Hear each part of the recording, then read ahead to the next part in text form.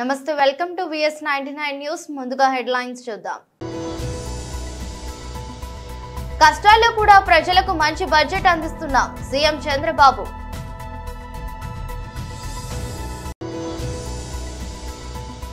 తాడేపల్లిలోని పార్టీ కేంద్ర కార్యాలయంలో ఎమ్మెల్యే తాటిపర్తి చంద్రశేఖర్ ఆంధ్రప్రదేశ్ సంక్షేమ అభివృద్ధి లక్ష్యంగా కూటమి ప్రభుత్వ తొలి బడ్జెట్ మంత్రి శ్రీ నాదెండ్ల మనోహర్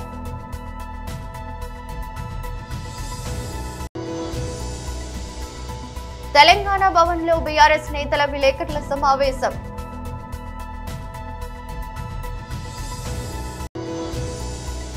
ఎక్స్ఎమ్మెల్యే మరియు బీజేపీ రాష్ట్ర ఉపాధ్యక్షుడు Shri NVSS Prabhakar press meet budget ప్రకటన అనంతరం అసెంబ్లీ కమిటీ హాల్లో సీఎం చంద్రబాబు అధ్యక్షతన టీడీఎల్పీ సమావేశం జరిగింది. ఈ సందర్భంగా చంద్రబాబు మాట్లాడుతూ ఇబ్బందికర పరిస్థితుల్లో కూడా ప్రజలకు మంచి బడ్జెట్ అందిస్తున్నామని చెప్పారు. సంక్షేమం అభివృద్ధికి ప్రాధాన్యత ఇస్తూ బడ్జెట్ కు రూపకల్పన చేశామని అన్నారు. గత వైసీపీ పాలనలో ఆర్థిక విధ్వంసం జరిగిందని ప్రజలు గుర్తించారని తెలిపారు. ఈ బడ్జెట్ ను ప్రజల్లోకి విస్తృతంగా తీసుకెళ్లే బాధ్యత ఎమ్మెల్యేలదేనని చంద్రబాబు స్పష్టం చేశారు. కొత్తగా వచ్చిన ఎమ్మెల్యేలు సబ్జెక్టుపై అవగాహన పెంచుకోవాలని, వచ్చే ఎన్నికల్లో కూడా టికెట్ దక్కాలంటే ఎమ్మెల్యేల పనితీరులో మార్పు రావాలని తేల్చి చెప్పారు. మళ్లీ అసెంబ్లీకి రావాలని భావనతో ఎమ్మెల్యేల పనితీరు ఉండాలని సూచించారు. ఎంపీలు ఎమ్మెల్యేల మధ్య సమన్వయం ఉండాలని చంద్రబాబు పేర్కొన్నారు. ఎక్కడా విభేదాలకు తావు లేదని, గ్రూపులు కడితే సహించేది లేదని హెచ్చరించారు.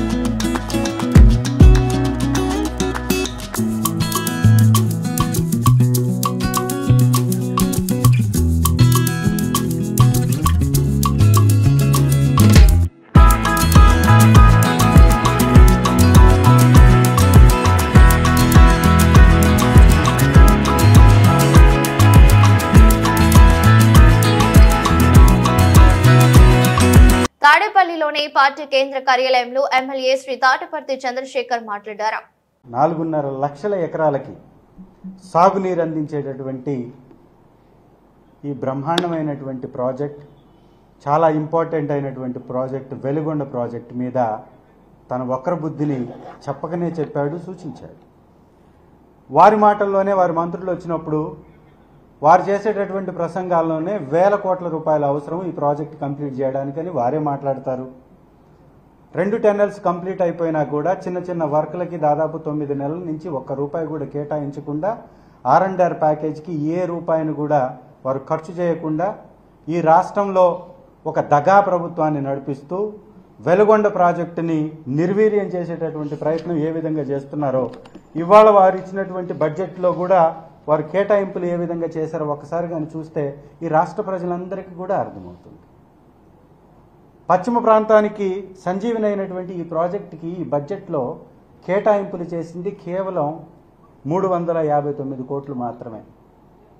9 నెలలు కంప్లీట్ అయిపోయింది. మరో సంవత్సరానికి బడ్జెట్ ఇచ్చేశారంటే ఈ 2 సంవత్సరాలకు సంబంధించి 359 కోట్లు మాత్రమే ఖర్చు చేస్తే ఈ ప్రాజెక్ట్ కంప్లీట్ అవుతుందా?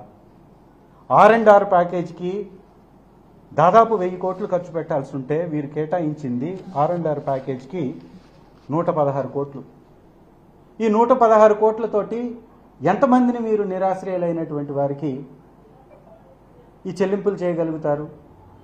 అంటే వెలుగొండ ప్రాజెక్ట్ అంటే మీకు ఇంత అశ్రద్ధ ఎందుకు? పశ్చిమ ప్రాంత ప్రకాశంలో ఉన్నటువంటి ఈ మండలాలంటే మీకు ఎందుకు ఇంత చిన్న చూపు?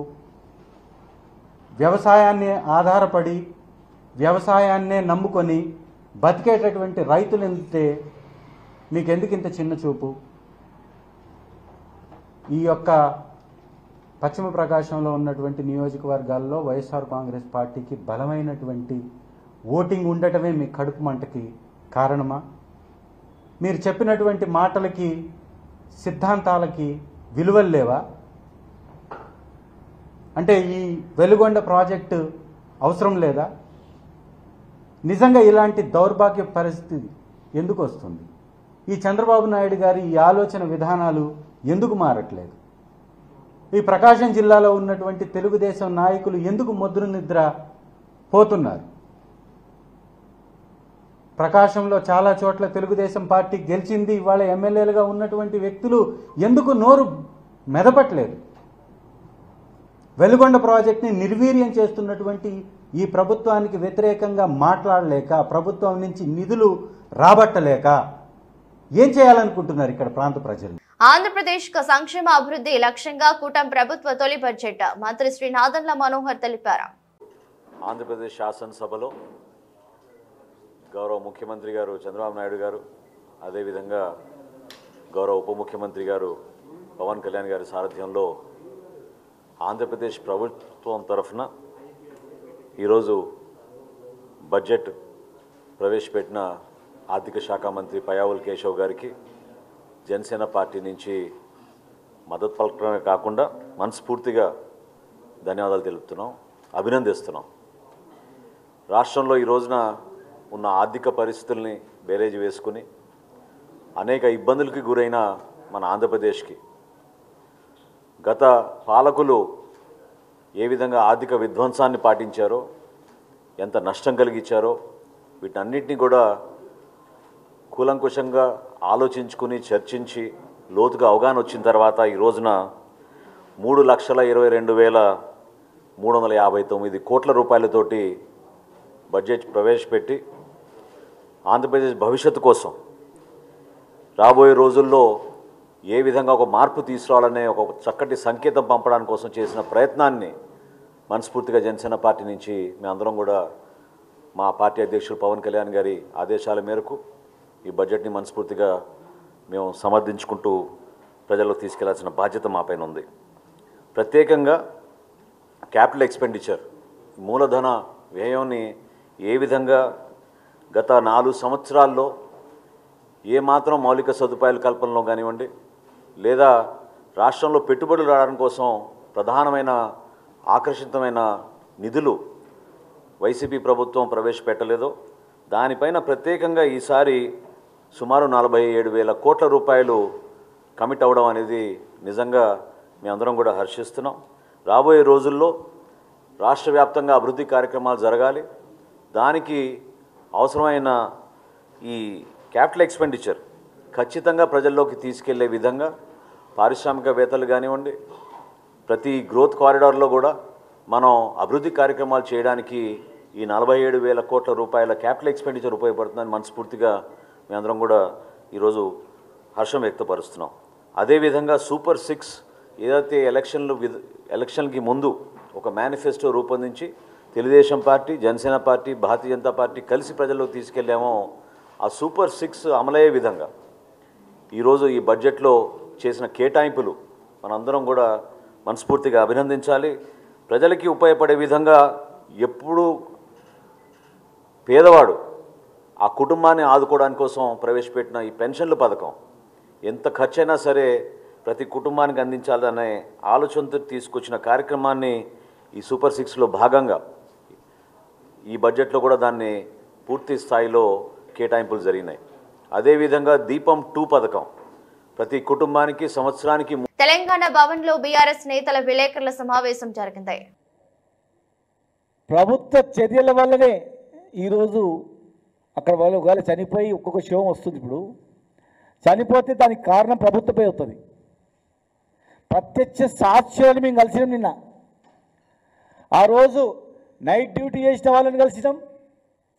నైట్ డ్యూటీ దిగిన తర్వాత మీరు పోవద్దు, కూలుతుంది, పోవద్దు అని చెప్తే ఏం కాదు నడుస్తూనే ఉంటుంది ఇట్లా అని చెప్పి పంపిన సంఘటన.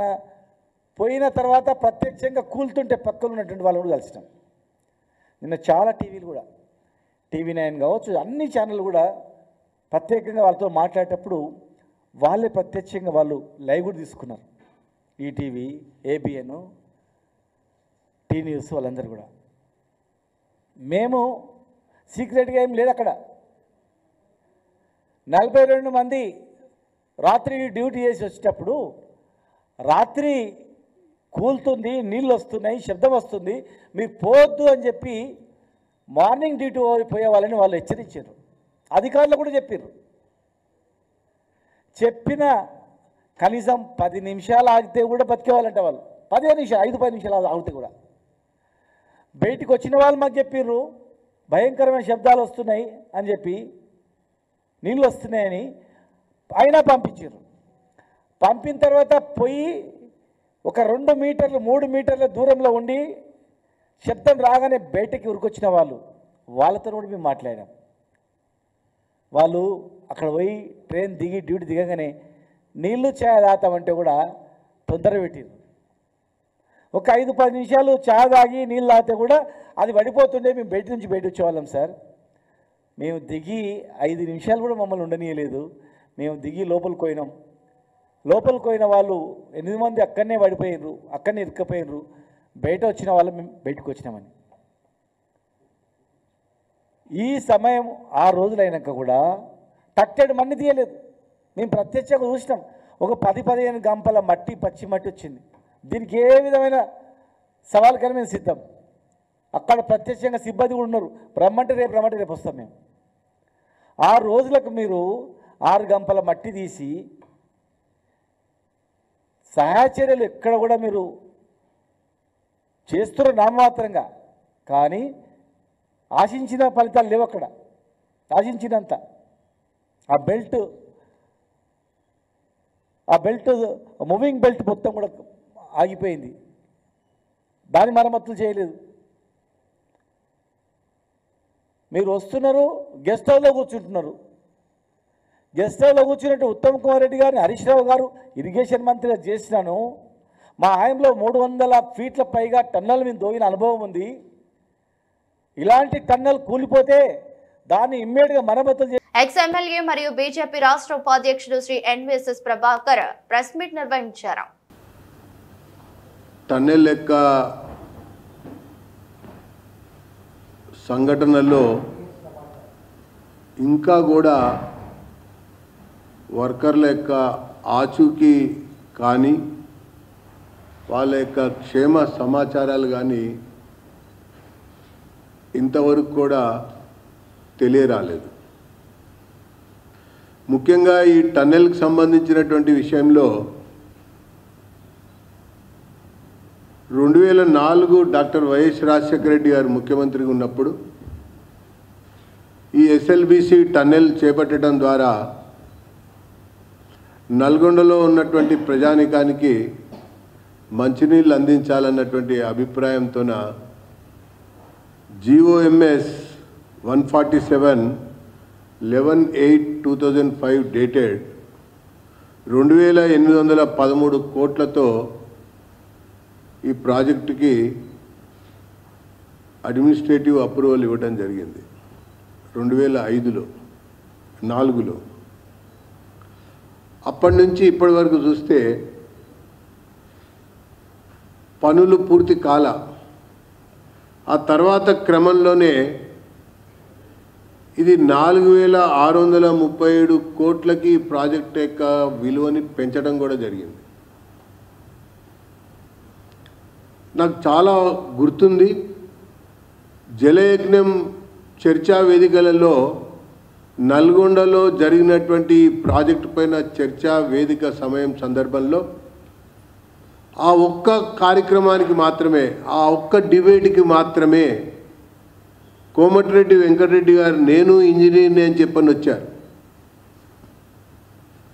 అంతకుముందు ఏ ఒక్క ప్రాజెక్టు డిబేట్లో కూడా కోమటిరెడ్డి వెంకటరెడ్డి గారు రాలా, ఒక్క డిబేట్కి వచ్చారు. నేను ఆ సమయంలో ప్రస్తావించినటువంటి అంశాలు రికార్డు కూడా చేయబడ్డాయి.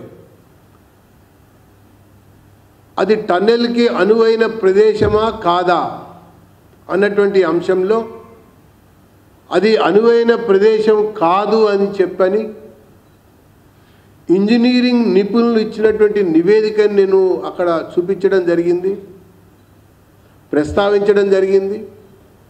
జియాలజిస్టులు అందించినటువంటి సమాచారం యొక్క వివరాలను కూడా నేను అక్కడ చూపించడం జరిగింది.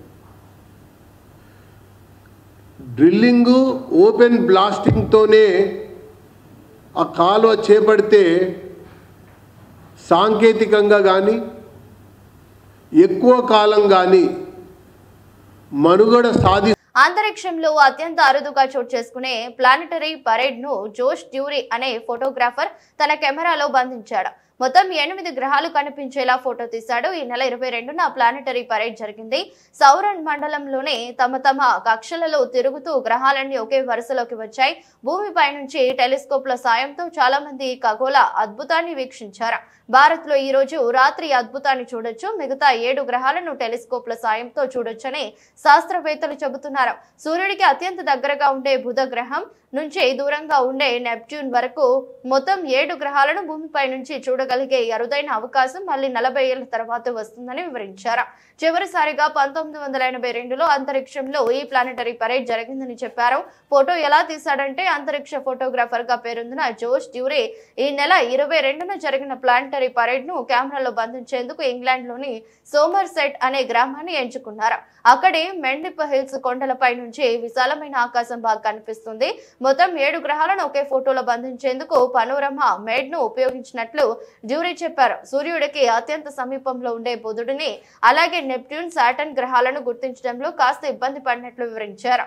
అయితే ఇమేజ్ అనాలిసిస్ ఆస్ట్రానమీ యాప్ల సాయంతో గ్రహాలను గుర్తించానని చెప్పారు. పనోరమా మేడ్ లో షిప్ ఐ లెన్స్ల సహాయంతో 7 గ్రహాలను ఒకే ఫ్రేమ్ లో బంధించినట్లు డ్యూరీ వివరించారు. 2 తెలుగు రాష్ట్రాల్లోని ప్రభుత్వ ఉపాధ్యాయుల అక్రమ వ్యాపారాలపై అడ్వకేట్ సురేష్ మహారాజ్ ప్రశ్నించారు. ప్రభుత్వం నుంచి జీతం తీసుకుంటూ పేద పిల్లలకు బంగారు భవిష్యత్తును అందించాల్సిన ప్రభుత్వ ఉపాధ్యాయులు తూతూ మంత్రంగా పాఠశాలలు చెబుతూ ఒకవైపు వడ్డీ వ్యాపారాలు, మరోవైపు రియల్ ఎస్టేట్ వ్యాపారాలు చేస్తూ వారి పిల్లలను ప్రైవేటు పాఠశాలలు చదివిస్తూ పాఠశాలలకు వచ్చే విద్యార్థుల భవిష్యత్తు పట్ల నిర్లక్ష్యం వహిస్తున్నారని ప్రశ్నించారు. ప్రభుత్వ ఉపాధ్యాయులు తమ మీద తమకు నమ్మకం లేకనే వారి పిల్లలను ప్రైవేటు పాఠశాలలకు పంపుతున్నారా అదే గనక నిజమైతే మరి పేద విద్యార్థుల పరిస్థితి ఏమిటని దీని మీద ఖచ్చితంగా 2 తెలుగు రాష్ట్రాల్లో చర్చ జరగాలన్నారు. యూనియన్లు పేద ప్రజల బాగు కోసం పనిచేయాలని, అక్రమ వ్యాపారాలు చేసే వారికి అండగా నిలవకూడదన్నారు. జోగులాంబ గద్వాల జిల్లా డిఈఓ గారికి కూడా ఫిర్యాదు చేయడం జరిగింది. ఎందుకంటే ప్రభుత్వ ఉద్యోగులు, ప్రభుత్వ ఉపాధ్యాయులు ప్రభుత్వ పాఠశాలకి వచ్చేవారంతా పేద ప్రజల పిల్లలు. వారి జీవితాలు, వారి భవిష్యత్తు గురించి ఆందోళన చెంది ఈ నిర్ణయం తీసుకోవడం జరిగింది. స్థానికంగా ఉద్యోగులు, ప్రత్యేకంగా ఉపాధ్యాయులు రియల్ ఎస్టేట్ వ్యాపారాల్లో మునిగి స్కూల్కి సరిగా రాకుండా, పాఠాలు సరిగా చెప్పకుండా, వీళ్ళ కాన్సన్ట్రేషన్ అంతా రియల్ ఎస్టేట్ వ్యాపారాల్లోనూ, వడ్డీ వ్యాపారాల్లోనూ, ఈ మనీ ట్రాన్సాక్షన్స్ సంబంధించిన వ్యవహారాల్లో నిమగ్నమై ఉన్నారు. ప్రభుత్వ పాఠశాలకు వచ్చే పేద ప్రజల పిల్లలు సరిగా చదువు అందక ఇబ్బందులకు గురవుతున్నారు. ఈ ఉపాధ్యాయులేమో ఎప్పుడెప్పుడు స్కూల్ వదులుతారు, ఎప్పుడెప్పుడు వెళ్ళి రియల్ ఎస్టేట్ వ్యాపారాలు చేసుకోవాలి అనే దృష్టికోణంతో వీళ్ళు బయటనే కాన్సన్ట్రేషన్ చేస్తున్నారే తప్ప పిల్లల చదువుల మీద కాన్సన్ట్రేషన్ చేయట్లేదు. చాలా వందల మంది ఈ తెలుగు రాష్ట్రాల్లో చూసుకుంటే కొన్ని వేల మంది ఉపాధ్యాయులు రియల్ ఎస్టేట్ వ్యాపారాల్లోనూ కొనసాగుతున్నారు. ఈ అంశం గురించి పెద్ద ఎత్తున చర్చ జరగాలి.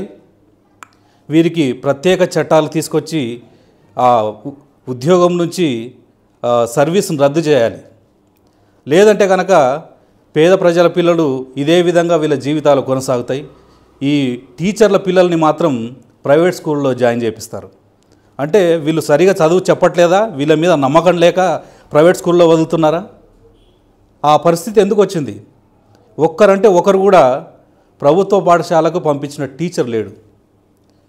రాష్ట్ర వ్యాప్తంగా దీన్ని సర్వే చేసుకోండి. వాళ్ళ పిల్లల్ని ప్రభుత్వ పాఠశాలలో జాయిన్ చేయించండి, వారికి చదువు చెప్పండి.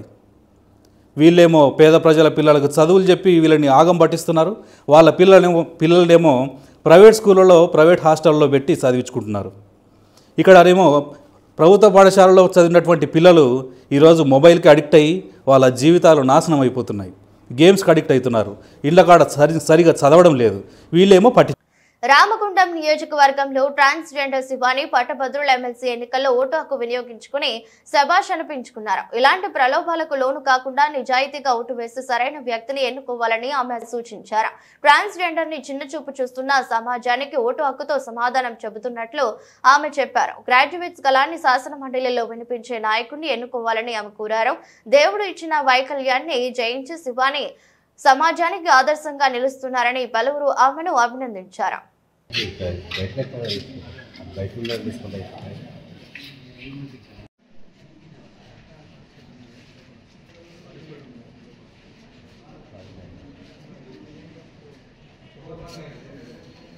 నా పేరు శివాని, పెద్దపల్లి జిల్లా గోదావరి కని 29వ డివిజన్ అండి.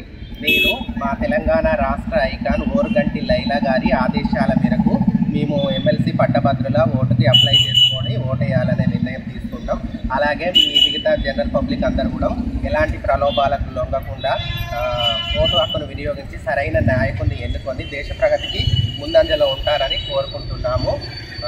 అలాగే ఇక్కడ పెద్దపల్లి జిల్లా మోడర్న్ అవేర్నెస్ సొసైటీ పెద్దపల్లి జిల్లా అధ్యక్షురాలుగా నాకు ఒక్కదానికి ఓటు హక్కు రావడం గర్వకారణంగా ఉంది. మిగతా వాళ్ళు కూడా మమ్మల్ని అందరినీ చూసి తమ ఓటు హక్కును వినియోగించుకొని సరైన నాయకుడిని ఎన్నుకొని దేశ ప్రగతికి, రాష్ట్ర ప్రగతికి, వాళ్ళ పిల్లల ఉజ్వల భవిష్యత్తు కోసమై ముందడుగు వేస్తారని కోరుకుంటున్నాను. వార్తలు ముగించే ముందు మరోసారి హెడ్లైన్స్. కష్టాల్లో కూడా ప్రజలకు మంచి బడ్జెట్ అందిస్తున్న సీఎం చంద్రబాబు.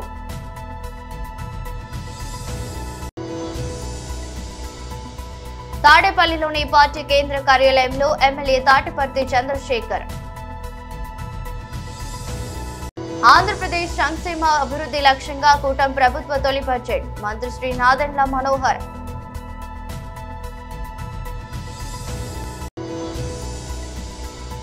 తెలంగాణ భవన్లో బీఆర్ఎస్ నేతల విలేకరుల సమావేశం.